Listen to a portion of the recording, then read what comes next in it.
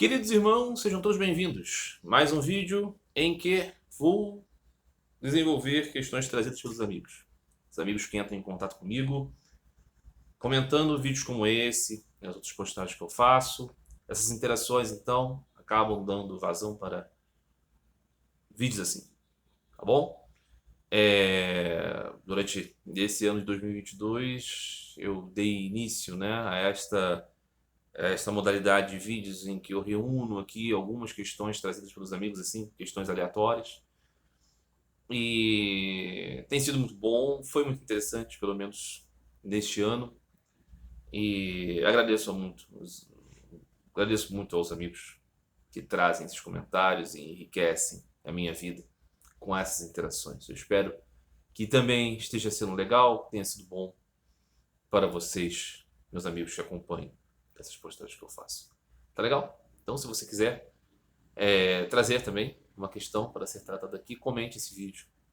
Eu certamente vou trazer o seu comentário de alguma maneira para uma elaboração aqui. Tá legal? Muito bem, meus amigos. Vamos à primeira questão de hoje. Estamos na Copa do Mundo de Futebol. Como você encara esse evento? É possível um aspirante espiritual verdadeiro se envolver com algo assim? Esse vídeo é feito, né, no ano de 2022. Estamos aí no finzinho do ano e nesse ano de 2022 a Copa do Mundo excepcionalmente realizada no final do ano. Geralmente ela é realizada na metade do ano, né? Copa do Catar. O dia que eu gravo esse vídeo, o Brasil vai fazer a sua segunda partida na Copa do Mundo, né? Fase de grupos. Muito bem. Uma pessoa, um aspirante espiritual, pode se envolver com uma Copa do Mundo? Bom, primeiro, né, o ponto é esse, né? Copa do Mundo de futebol. Futebol é o esporte mais popular do mundo. Mas existem outros esportes, né? Existem países, por exemplo, que são mais engajados em outros esportes, né?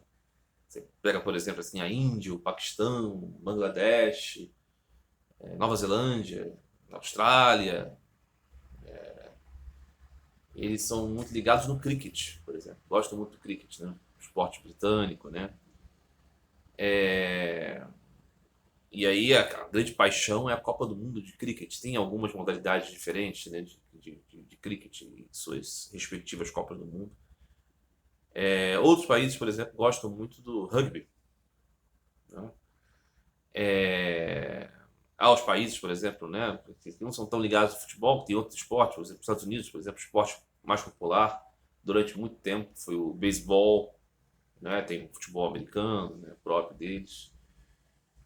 Enfim, há países também que você vai ter, né, um envolvimento passional com outras modalidades, né?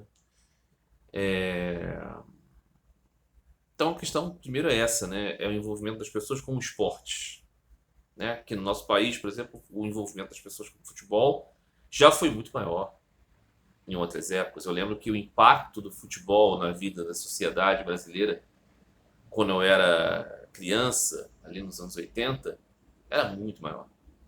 A repercussão das coisas relacionadas ao futebol, né? No dia a dia, no bate-papo das pessoas, né? Era muito maior. Eu tenho filhos, né, pequenos, né, de 12, 9 anos de idade. Eles não acompanham futebol da mesma forma que eu acompanhava quando eu tinha 12, 9 anos de idade.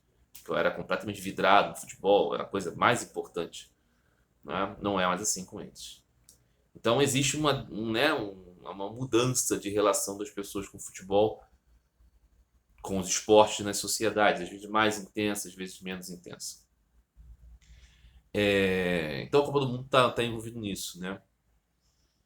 Mas ainda assim é evidente, né, que há essa grande mobilização. O Brasil é um país muito bom no futebol, né? Nós somos, né, realizamos, né, muito bem esse esporte. Somos vitoriosos no futebol, né? O nome do Brasil está associado com grandeza, com beleza, com aspectos positivos quando se pensa em futebol. Então é natural que a população brasileira se relacione com a Copa do Mundo de um modo, né, muito especial. E aí a questão é, um aspirante espiritual, como é que ele fica nisso? É em relação à Copa do Mundo, em relação ao esporte, em relação a todas as outras coisas. Não é? Se você é um aspirante espiritual sério, você está envolvido nas coisas do mundo, vendo o seu objetivo espiritual como o ponto mais importante. Né? É aquela coisa, né? Um aspirante espiritual pode se preparar para um concurso? Pode. Um aspirante espiritual pode se engajar em um noivado? Pode. Um aspirante espiritual pode começar uma horta? Pode. Pode construir uma casa? Ele pode planejar uma viagem? Pode. Todas essas coisas têm um envolvimento, né? Elas substituem a sua busca espiritual, no caso, né? Boa parte das religiões, a união com Deus substitui. O noivado substitui. A preparação para o concurso substitui. A criação dos filhos substitui. Cuidar do corpo, né? A pessoa é uma aspirante espiritual, mas malha, né? Faz exercícios, né? Treina, como se diz hoje em dia, né? Isso substitui uma coisa? Ou ela pode espiritualizar, inclusive, isso. Pode espiritualizar a relação do namoro, do noivado, do casamento, da criação dos filhos, da relação com o trabalho, não é?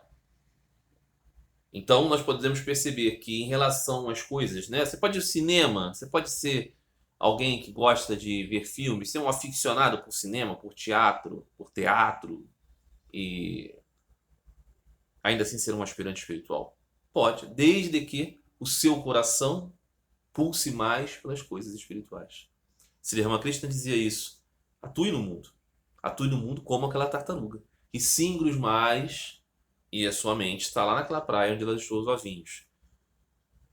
Trabalhe no mundo como aquela empregada doméstica que cuida lá da família lá na qual ela trabalha, pega as crianças no colo, diz com todo carinho, ah, meu Hari, minha Radhika, mas a sua mente está lá, o seu coração está lá naquela casa da aldeia onde ela tem a sua família. Tudo isso, então, devemos trabalhar no mundo e ter o nosso coração em Deus, o nosso coração na nossa realização espiritual. Então, se podemos fazer tantas coisas, por qual razão não podemos também acompanhar um torneio, 4 anos de futebol, e termos essa relação com essa relação leve, descontraída, com uma partida de futebol, com a identificação do nosso país, uma brincadeira com outros países, né? Assim, leve. Se evidentemente é uma coisa visceral, uma coisa aguda, o Brasil ganhar, eu vou morrer do coração, o Brasil perder, eu vou morrer do coração. Aí, é claro que tem um problema aqui com a coisa de ser aspirante espiritual, né? Por quê?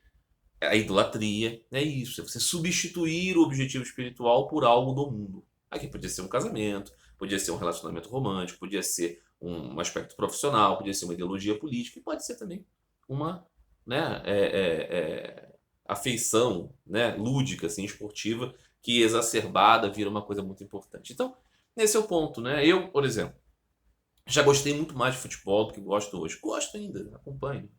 Moderadamente. E assim, tem um impacto o fato de eu ter buscado vida espiritual? Claro que sim. Sem dúvida nenhuma. Porque tem uma coisa relacionada com o amor, né?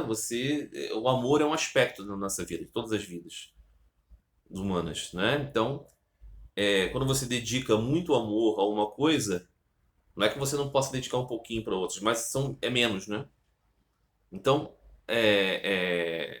na medida que foi crescendo em mim o desejo pela vida espiritual, foi se reduzindo em certos outros aspectos, inclusive o interesse por coisas, né, como esportes. Claro que sim, né? Então, e fora também um outro aspecto, né? Você vai lidando com as coisas da vida, você vai vivendo as coisas e você vai, né, tendo as experiências. Então, assim, eu já assisti algumas Copas do Mundo, já vi o Brasil ser campeão algumas vezes, né? 2 vezes. Já vi o Brasil perder final de Copa do Mundo, já vi o Brasil para ter atuações, né, ridículas e boas e ótimas, mais ou menos. Tudo isso já aconteceu tantas vezes, tantas, assim, eu pude perceber, né, que a minha vida não está diretamente relacionada com essas coisas. Então, eu acompanho, legal, vou torcer pro Brasil, obviamente. Por quê? Qual razão não torceria, né? Mas se perder, ótimo também. E se ganhar, legal também. E é tudo assim, né? E eu acho que nisso eu consigo não obscurecer a minha busca espiritual por estar assim envolvido levemente, né? Então esse é o ponto. Em relação à vida é assim, né? A gente vai se envolver com muitas coisas, mas onde está o nosso coração, onde está o nosso tesouro, como diz o Evangelho, não é verdade? Muito bem. Segunda questão de hoje. Swami Ashokananda, que foi um monge da ordem Ramakrishna, ensinava que era desejável ao praticante espiritual nunca comer em restaurantes e que isso deveria ser feito apenas quando não fosse possível evitar. Para ele, então, o ideal era sempre se comer em casa. Como é possível conciliar esse tipo de ensinamento com a vida real e comum das pessoas, que de modo geral têm no se reunir para comer com as outras pessoas amigas um aspecto alto da vida? Como ficariam os donos de restaurante em um tipo de sociedade guiada por esse ensino? E por fim, e mais complicado, tanto Jesus como Ramakrishna disseram que o importante era o que saía da boca, as palavras de maldade, e não o que entrava nela, as questões sobre alimentos lícitos ou não. Como conciliar esta liberalidade dos avatares com o ensino do monge da ordem Ramakrishna?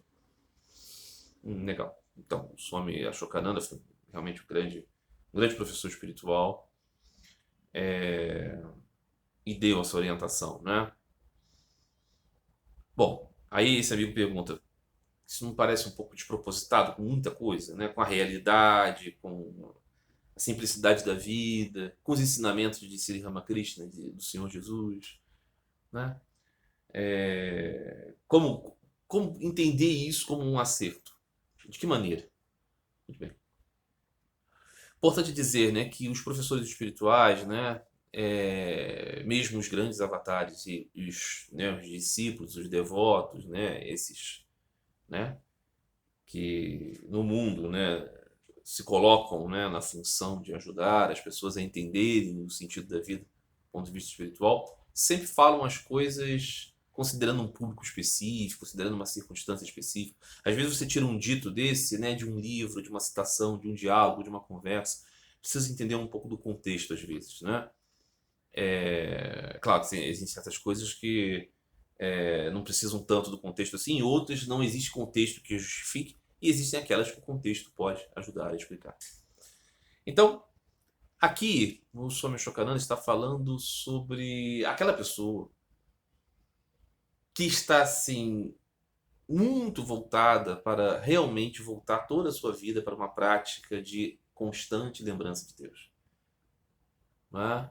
E aí o que acontece? Acontece que ela faz de todos os aspectos da sua vida um elemento de reforçar essa lembrança. E aqui a alimentação tem grande lugar nisso. Não se come mais para satisfazer, né, as vontades mínimas do corpo, mas se come para sustentar o corpo de um devoto de Deus. E aí então a comida, a relação com a comida se torna toda ela devocional, né? Você faz uma comida pensando em Deus, você oferece a comida a Deus, você come pensando em Deus. E isso é um processo que é bastante diferente do processo que você vai a um lugar qualquer para matar simplesmente uma fome, que é uma questão mais animal, né? E às vezes também recreativa, de você, né, conversar, se juntar com as pessoas para deleitar junto um prazer sensorial, né? Então, essa orientação vai no sentido de dizer assim, aquele praticante está muito concentrado, está tentando fazer de todos os elementos da sua vida um meio de ajudar a crescer o amor pelo divino, vai ver na alimentação uma forma de trabalhar isso. Então diz, se não for necessário, se não for possível, evidentemente, claro que come em qualquer lugar. Mas se você pode, preserve esse momento como um momento de espiritualização da vida. Isso é correto? Isso é bom? Isso é positivo? É claro que sim. Claro que sim. Nós pudéssemos fazer, né, de todos os elementos da nossa vida um modo de aumentar a nossa consciência de Deus, seria muito bom. Mas é claro que isso é para justamente essa orientação. Não é para todo mundo. Para a esmagadora maioria das pessoas, vale justamente aquilo que o Senhor Jesus e Sri Krishna falaram. Não é? Essencial, né?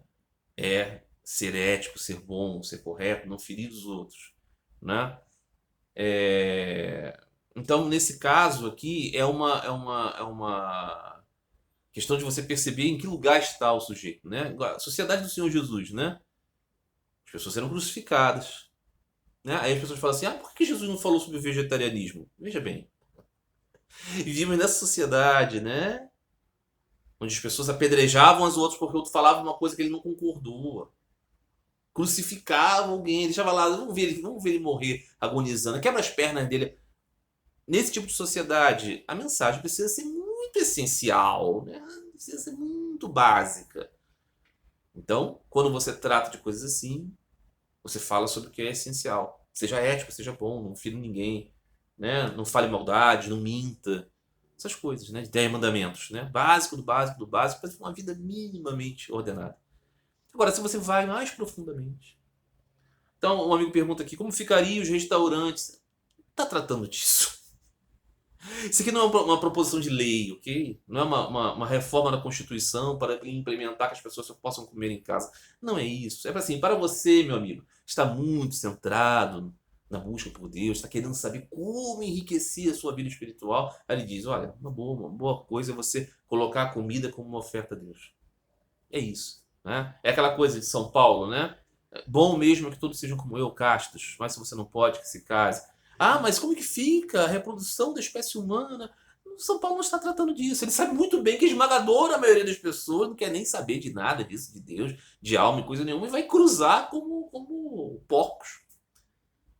Então, não é essa a questão. É para o praticante muito intenso como ele pode refinar a sua vida espiritual. Né? Então, essa é a questão. Se você pode fazer da alimentação uma coisa para aumentar a sua atenção a Deus, você vai, por exemplo, buscar uma comida sática, né? Uma comida sem sofrimento, uma comida leve, comer pouco, sempre oferecendo a Deus, sempre meditando em Deus, sempre no silêncio, sempre tranquilo. Maravilhoso. Um outro caminho é faça um sanduíche aqui, meter um hambúrguer, bata um queijo, deixa assistir ali um filme, comendo, blá blá blá. Nem pensei em nada, nem fiz oração, nem agradeci nada, meti na boca e comi. É gostoso, é ótimo, é prazeroso, faz parte, mas isso é uma vida sem consciência. Estou vivendo de um modo animalizado, de um modo mecanizado, de um modo destituído dessa transcendência. Tem um outro modo. Preparei o meu alimento sem sofrimento animal, pensando em Deus. Ofereci a Deus. Comi como um alimento sagrado. 2 caminhos. Okay? É isso, né? Muito bem.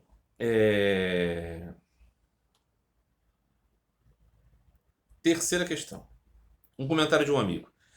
Sobre a questão do Jesus histórico e do Jesus teológico.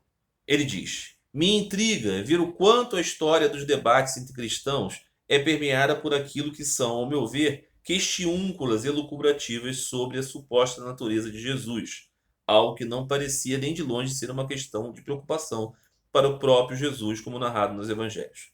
Por mais que eu creia no entendimento de ensino constantinopolitano sobre a pessoa de Jesus, o que gerou inúmeras controvérsias, me parece evidente que se trata de uma elaboração teológico-cultural posterior, alheia aos ensinamentos do Cristo, que foi alçada ao posto de grande questão teológica pelo cristianismo.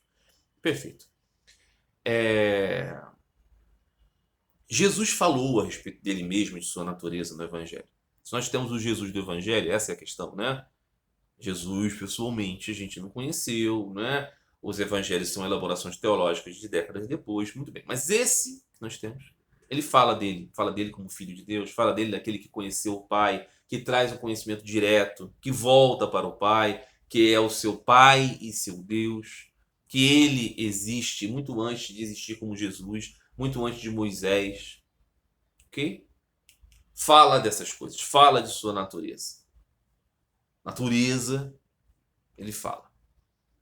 O que não significa dizer que o que ele diz seja exatamente aquilo que conclui as teologias cristãs, sobretudo todas elas nascidas do consenso niceno, né? Segunda pessoa da Santíssima Trindade, Filho unigênito de Deus, verdadeiro Deus, verdadeiro homem, essas definições certinhas assim, elas são discutíveis com base no próprio evangelho. Mas que Jesus falou dele, sim, e justificou a autoridade do que ele falava com base nessa relação especial com Deus, que ele chamou de Pai, é um fato. Então, assim, não é que seja fora de cabimento que os cristãos tenham meditado a respeito da natureza de Jesus. Claro que sim, não é? Passagem, por exemplo, né, sobre o que estão dizendo sobre mim? Ah, estão falando que você é Elias, estão falando que você é João Batista, estão falando que você é um dos profetas que voltou e tudo mais. E ele diz: e vocês o que pensam? E Pedro diz: você é o filho de Deus vivo? E ele diz: ótimo, isso aí é correto. Nós temos outras versões desse diálogo, ok? O Evangelho de Tomé trata de uma outra maneira, mas o ponto é, em que todos os casos parece evidente que um ponto importante para se assimilar os ensinamentos de Jesus, no que diz respeito à sua passagem nesse mundo, era compreender que ele falava com alguma autoridade. E essa autoridade era uma autoridade relacionada à sua natureza. Né? Aquilo que São Paulo vai definir do propósito da encarnação como um esvaziamento de Deus. Deus se faz servo para mostrar como ser servo, para assumir a sua carne, os sofrimentos humanos, para demonstrar o divino na nossa forma. Teologia do Avatar, né? A descida de Deus. Deus toma uma forma para, de tempos em tempos, restaurar o Dharma no mundo, né? A teologia dos Budas, né? Dos Nirmanakayas, né? Essa espécie de ponto de referência que vai de tempos em tempos acontecendo para que todos sejam beneficiados, encontrem um portal, né? Então, assim, não é absurdo que os cristãos tenham se debruçado em relação a isso. O que é absurdo é que eles tenham se matado, que eles tenham criado meios violentos, que eles tenham realmente criado contendas em relação a isso. Poderiam apenas amar Jesus e cada um guardar um entendimento muito particular, sobretudo particular, relacionado a uma conexão espiritual com ele. Né? Então, muitas pessoas ao longo desses 2000 anos tiveram relacionamentos com Jesus, pessoais, nos seus corações. Né? E eles não pensavam exatamente da mesma forma. Sri Ramakrishna viu Jesus. Né? Santos de muitas correntes cristãs viram Jesus, tiveram, né, contato com ele. E como cada um teve? Cada um teve do seu modo. O que era o elemento fundamental? O amor. O amor a Deus, sobretudo. Então, essa é a questão, né? Jesus, ele não está dizendo me adore assim, assado, não é? Se você não me adorar assim, eu não tenho parte contigo, não. No Evangelho de Mateus está lá, né? Está comigo, tem parte comigo aquele que alimentou o faminto, vestiu o nu, visitou o preso, o adoentado, acolheu o estrangeiro, abrigou o desabrigado. Esse está comigo. Então está muito evidente, né? Que não é o que você pensa a respeito. Do que Jesus falou sobre ele mesmo, você pode pensar muitas coisas. Você pode pensá-lo como profeta, você pode pensá-lo como Deus encarnado, você pode pensar como uma coisa intermediária no lugar disso. Você pode pensá-lo como um ser humano profundamente iluminado pelo amor de Deus de uma forma inexplicável. Realmente não há razão para ninguém virar as costas um para o outro, né? Cuspir um no outro, bater um no outro, odiar alguém, porque tem variantes de entendimento a respeito disso. Né? Então, eu acho que essa que é a questão. Né? Porque a igreja se estabeleceu de uma forma, né, que ela... Desde sempre. Né? Por quê? Porque era assim também entre os judeus. Eles se dividiam em muitos partidos. Né? Os saduceus, os fariseus, os essênios e tudo mais. Eles brigavam como compreender, não é? Então, o cristianismo nasce disso.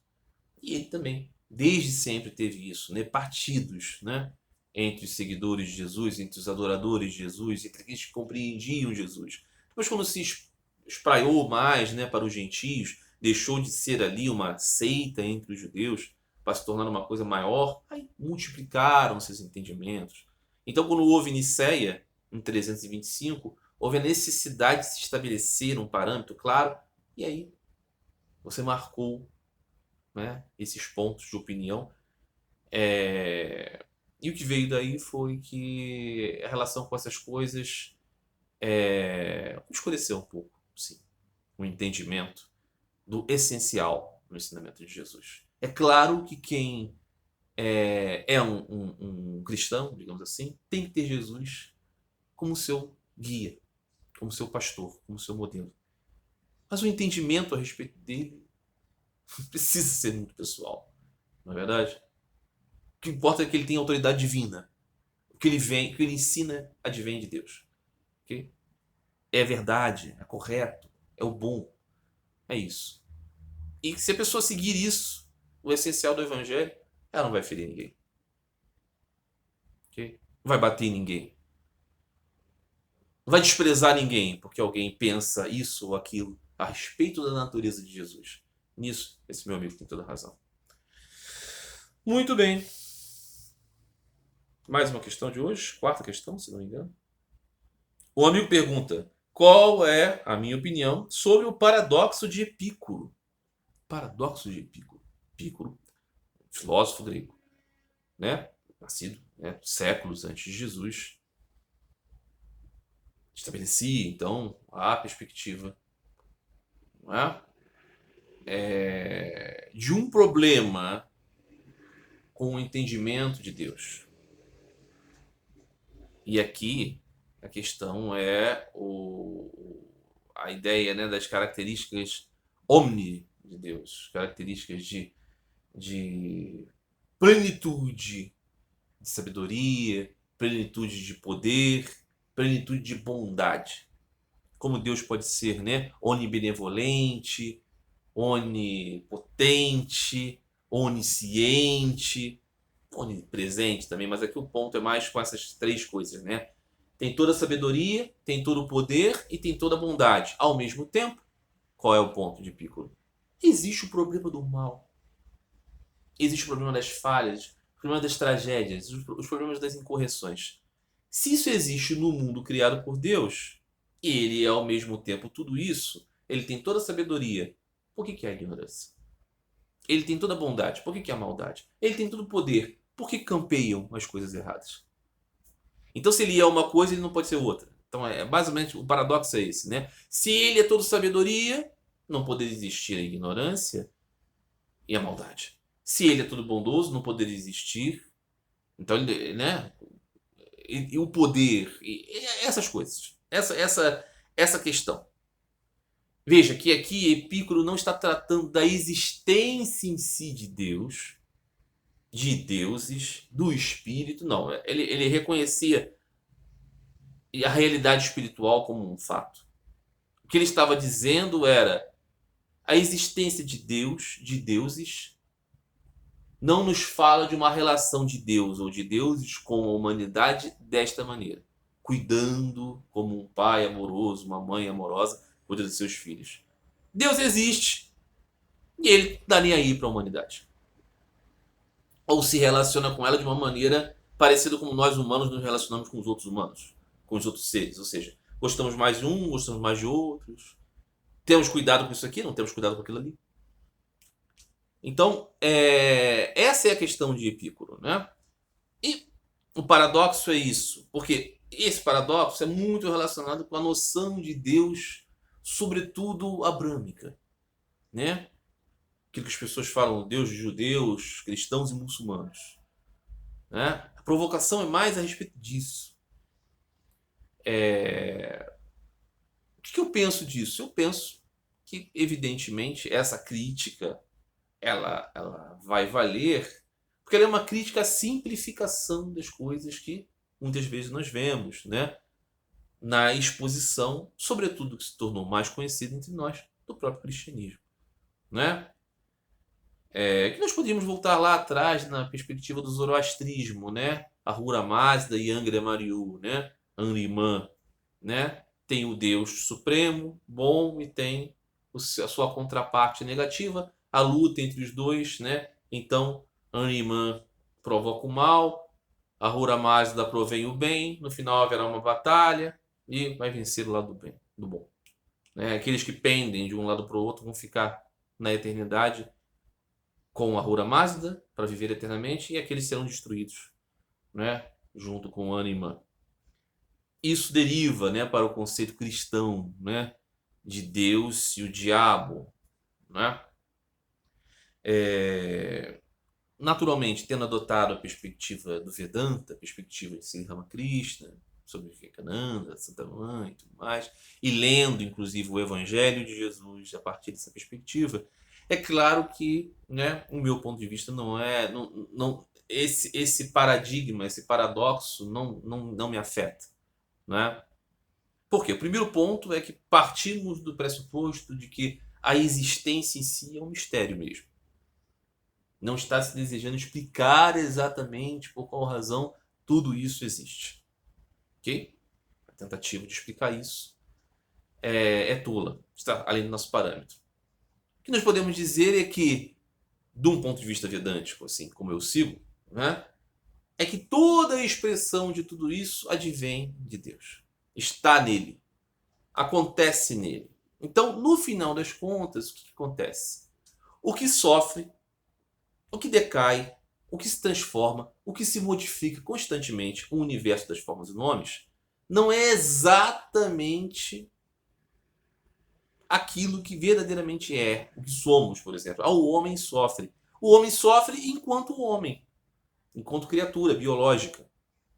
Mas o que ele verdadeiramente é, o seu Atman, aquela centelha divina de Deus, da natureza de Deus, não sofre. Então, mas por que existe esse mundo, né? E as criaturas que nascem, crescem e morrem? E tudo isso, né, está permeado de muito sofrimento, de maldade e tudo mais. Isso se dá com o beneplácito de Deus e pela vontade de Deus, ou seja, o seu poder, em sua sabedoria inalcançável, e nisso está incluído uma bondade que é o quê? O deixar que as experiências se deem, porque, em certa forma de pensar, isto era da própria vontade de experiência dessas próprias centelhas. Nós temos lá no Evangelho a parábola do filho pródigo. Aquele filho pródigo quis viver o mundo. Pai, me dá aí a minha herança. O pai não precisava dar, porque não tinha morrido. Mas ele falou, tá bom, filho, toma aqui, dinheirama todo aqui para você curtir o mundo, vai lá. E ele, tchau, pai. Vai, deixa o pai lá com as responsabilidades dele, pega um dinheiro do pai e vai viver torrando com os prazeres da vida. Acaba-se o dinheiro, ele começa a viver em dificuldade, começa a pensar, poxa, lá na casa do meu pai, até os funcionários mais modestos viviam muito melhor do que eu. Então eu vou voltar para lá, mas eu vou voltar para lá, né? Pedindo um emprego. Eu já me separei dele como filho. Peguei a herança dele, né? Mas agora eu vou lá pedir um emprego para ele, vamos ver se ele me dá. Quando volta, o pai o intercepta no meio do caminho e diz, meu filho, você nunca deixou de ser meu filho, você vai voltar como filho sim, esquece essa história aí de empregado, nada disso. Vem. Qual é a questão aqui? Aqui está colocado respostas a esse paradoxo de Piccolo, né? Poder do pai exercido. Toma a herança. Não é? Sabedoria. Por quê? O filho vai viver na casa dele sem o amor? Vai viver na casa dele querendo experimentar? Não vai ser uma relação boa. Vai experimentar. Não é? Bondade. Quando ele volta, ele fala assim, nada mudou. Eu não fui afetado. Eu não fui tocado no meu orgulho, que eu não tenho. Então, você vem como filho. Eu deixei você ter a experiência que você queria e agora você volta. De certa maneira, todo esse universo de formas e nomes é essa experiência do filho pródigo. Cada um de nós é uma centelha de Deus. É uma parcela de Deus retornando para Deus e estando em Deus. O próprio universo é a energia inferior de Deus, as formas, os nomes, e nós somos o espírito por detrás disso. É uma maneira de ver. Agora, o ponto é uma maneira de ver, existem outras tantas, né? Me agrada essa maneira, ela me parece lógica e ela aquece meu coração, essas coisas todas. Eu tenho um vídeo aqui no canal tratando dessas muitas discussões ao longo do tempo sobre a ideia de Deus, teísmo, deísmo, enfim, como o universo funciona. Eu vou deixar linkado aqui no final para que os amigos acompanhem. Tá bom? Então esse paradoxo de Epicuro, ele toca mais a mentalidade assim do cristianismo assim bem básico, né, das doutrinas fundamentais de céu, inferno, purgatório, uma vida só, né, a jornada da humanidade, a função de Cristo, essas coisas todas, né? Aí, de fato, né, tem muita coisa que você olha assim, observando uma vida só, que você fala, caramba, isso não tem sentido. As milhares de pessoas que morrem num terremoto, as criancinhas que morrem de poucos dias, as grandes violências, as grandes coisas assim. É para esse tipo de consideração que esse tipo de coisa, mas Deus é bom, ele é todo poderoso, ele é sábio, como é que acontecem essas coisas? Isso é mais problemático para esse tipo de teologia, não para o Vedanta. Vedanta, isso não vai ser realmente um problema, ok? Muito bem. Um rapaz me perguntou aqui, né? Eu falava sobre a questão do Concílio Vaticano II, modernização da missa, e o rapaz me pergunta: como você explica o fato da missa nova, que no caso aqui ele está falando do missal do Papa Paulo VI, né? Ser esteticamente inferior à missa de sempre. Missa de sempre, aqui ele está falando daquela missa tridentina, ou seja, do Concílio de Trento, né? De sempre, nem para a Igreja Católica Romana é de sempre, né? Ela é bem, né, moderna, se você for considerar a história toda de liturgias, né? Pega lá, né, o início, né, dos padres capadócios, né? São Basílio Grande, por exemplo, né? Pega, né, as liturgias antigas da Igreja do Oriente. Você vai perceber que não é possível, né, a sério alguém chamar o ritual estabelecido no Concílio de Trento de sempre. Por favor, né? Ela já era uma mudança. Muito bem, aí o ponto é como eu explico o fato. Não tem fato nenhum explicado aqui, né? Isso é uma consideração bastante subjetiva, né? A superioridade estética de um ritual para outro. Bom, alguém pode até considerar assim, um é mais solene, um é mais... Mesmo isso será bastante subjetivo. Quem conhece o estabelecimento do missal do Papa Paulo VI, vai entender que ele pode ser realizado de muitas maneiras, inclusive voltado para o Oriente com o sacerdote de costas para o povo. Isso também está contido nas rúbricas do concílio, da missa de Paulo VI. Muitas formas de se realizar, com canto gregoriano, né? No Rio de Janeiro, por exemplo, né? Eu fui algumas vezes, poucas vezes, à missa matutina de dia de semana no Mosteiro de São Bento.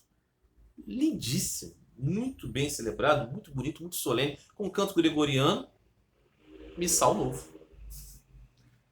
Celebrado de uma maneira muito solene, muito rica, né? Os monges, né? Os monges do Mosteiro de São Bento, em Nórcia, na Itália, né?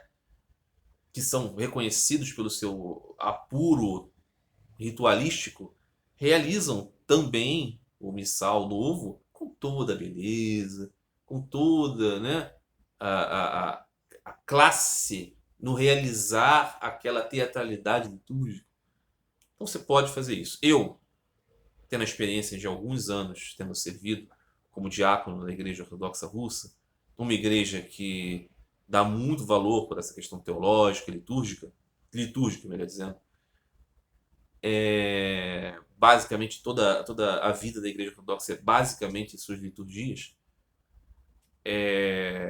Eu pude perceber ao longo do tempo, como leigo, como acólito e como diácono, liturgias de todos os tipos.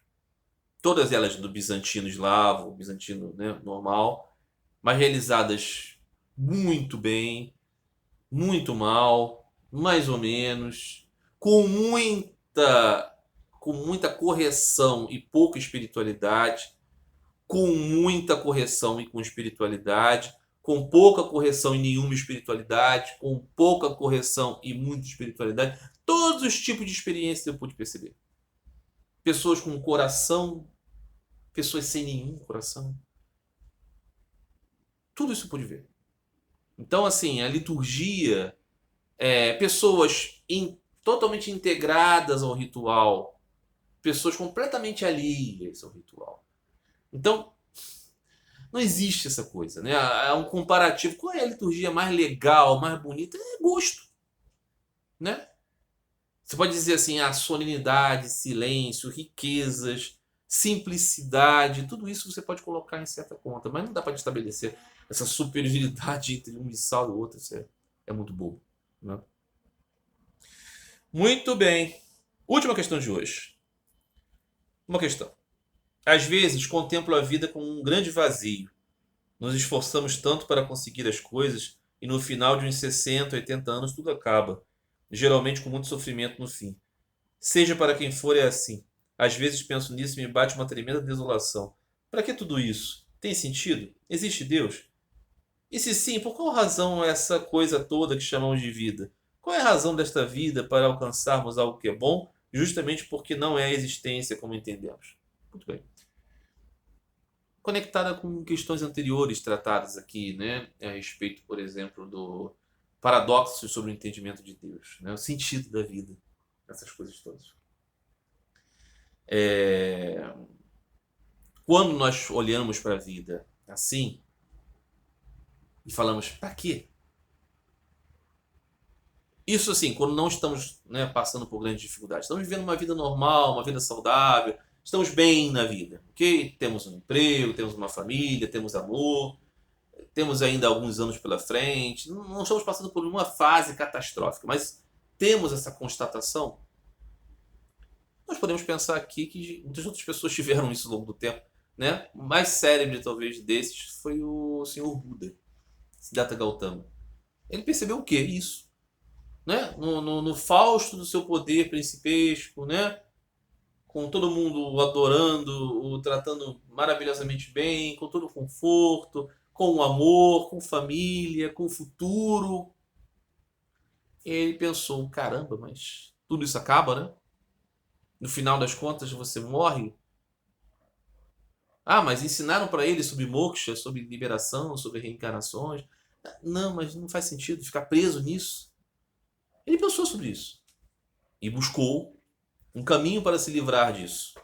E segundo consta, ele alcançou uma percepção de que há um caminho para ultrapassar isso. Veja bem, ele não disse por que acontece o samsara. Digo, o sentido fundamental. Ele não disse o que é depois. A questão da flecha, né? Um sujeito está caminhando na rua, tomou uma flechada no braço. De que direção veio? Quem atirou a flecha e por quê? Ou seja, onde Deus está, Deus existe, por que ele criou o mundo? Disse Siddhartha Gautama, essas perguntas são justas, mas elas não são emergenciais. A emergencial é tirar a flecha do braço e fazer um curativo. Essa sua doutrina, então, não é metafísica.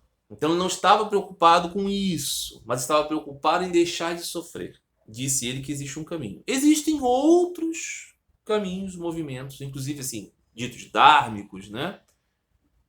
Que vão falar sobre samsara, vão falar sobre reencarnação e vão falar sobre Deus. Vão falar sobre Brahma, vão falar assim.